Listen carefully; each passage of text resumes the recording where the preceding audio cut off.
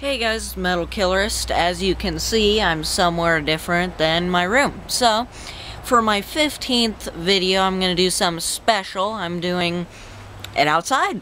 How special can it get? Alright, so I'm going to be doing on Slayer's Rain and Blood. One of my favorite, probably, I mean, if you like metal and thrash metal, you have to love this album. There's just no doubt about that. So, I mean, I'm 13 when I listened to it. I was changed. It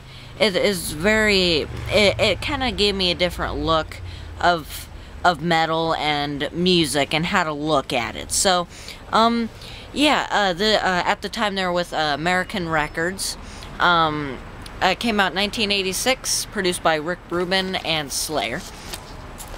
God, there's just stuff. It's so dirty, I can't even stand it. Alright, so, the first song, this is it.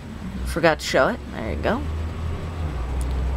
Very gruesome front cover. I don't even know how my parents let me listen to it or even do an album review on it. Because it's not very appropriate, but that's alright. Alright, so first song, Angel of Death, written by Jeff Hamden. It is based off a Nazi doctor, Joseph Mengele, who conducted human experiments at Auschwitz concentration camp during World War II. Like, if you hear during the lyrics, it says Auschwitz, the meaning of pain. That's what they're referring off of as Auschwitz, the concentration camp. Little information for you. Second, their second song, Piece by Piece, is their second track. Very good thrash/heavy metal album. Third song, Necrophobic. Necro means the study of dead/dead tissue. And phobia is being scared. So it's pretty much being scared of the dead. The song is 248 beats per minute. For its time, that's fast.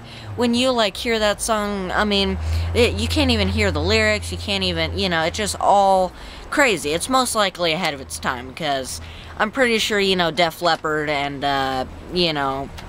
all those other bands weren't doing that. So, go to their fourth song, Altars of Sacrifice. Oh my god, it's so funny. We were in the car, the CD was in the DVD player for the car, and my mom, she turns on the radio, and it's, Altars of Sacrifice. Oh my god, it's so funny, it's a part where he says, praise Satan or something. She's like, and me and my dad start to crack up, and she's like, oh, so you guys think that's funny? And we said, yeah, of course it's funny. It's just a little prank, but, yeah, good song, Jesus Saves, and they all kind of have a little fast pace to it. It's not like there's where an album has a slower song. All of them are fast thrash songs, which every Slayer album has. It's all fast, all good. Criminally Insane. With the extended edition, they have a remix, and I don't think it's very good, but, Criminally Insane, it's good.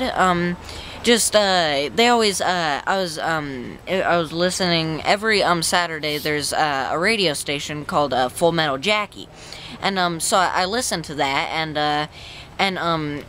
it was an interview with, Carrie King from Slayer, and she asked the question, where do you get your, influences, and, where do you, get all your, information from and how to make music? And he always said, look at the, History Channel, Discovery Channel, it shows all that, serial killers, mass murders, all this different stuff. Seventh song, Reborn, good. Eighth song, Epidemic. I think that's the first song that, I heard off this album was Epidemic, and man, it's a very good song. Ninth, Postmortem / Raining Blood. They're I wouldn't say together, but they're kind of they meant to be next to each other because it works out very well. 10, finally, their powerhouse song. This is what did they say? It's they always put on their set list. If you go to a Slayer concert and they don't play and they don't play Raining Blood, there's something wrong, because they always play Raining Blood. It's always there. You can't move it. It's usually like their last song is what they do. So, it was written by Jeff Hamden and Kerry King. It is pretty much about chaos and overruling heaven. It was kind of disturbing when I read it, because I didn't know, like, you know, just the history on it. I didn't know where they came from. I didn't really get that. So I looked it up, and that's what it pretty much meant. It can be heard in South Park's Die Hippie Die, that episode, and you know, Guitar Hero 3 and stuff. So yeah, just a good thrash album. These guys are another band in the Bay Area thrash scene at the, you know, in the 80s. They also kind of started death metal. They kind of, you know, kind of rised it up. You know, it was like, you know, then afterwards, you know, bands started to form, like, you know, Cannibal Corpse, you know, Carcass, Death, you know. Yeah, kind of like in the early stuff, it was like kind of like Fast You Couldn't Understand, so hype, you know, like in a song I always like think about what really gets my heart racing, like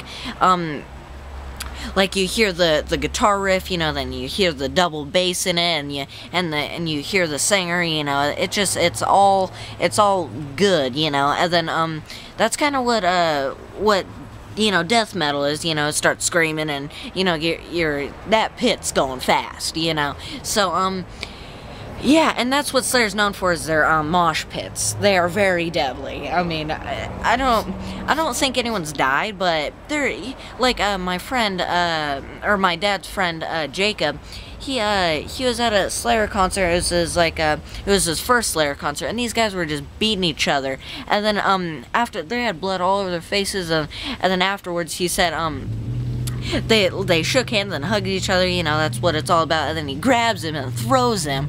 It's good times at a Slayer concert, you know.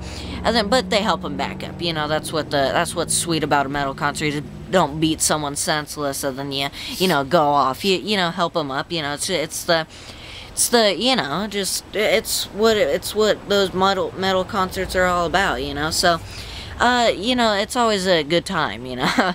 So yeah, this is my 15th video. I hope you enjoyed it. If you liked it, subscribe, and oh yeah, and that's another thing.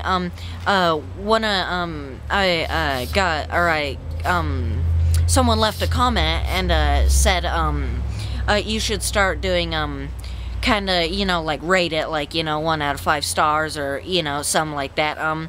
Now this album I would probably give it a 4.5. Yeah, 4.5 stars at least. At a 1 out of 5 stars, 5 being the best. 4.5 stars really, you know, gets it. Guitar riffs, you know, I would give that a 5. You know, drums, I would give that a 5. Some of their, you know, and hey, music's music. Whatever you can write, that's, you know, whatever's on your mind, you know, that's great. But lyrics-wise, it's all right. So 4.5 stars is a very good kind of suggestion on this. So if you guys see it at a store or something, buy it, because it's very much worth it. It'll change your life. It really will. Subscribe, leave tons of comments, rate it, thumbs up, thumbs down, favorite it, you know, whatever. See you guys later.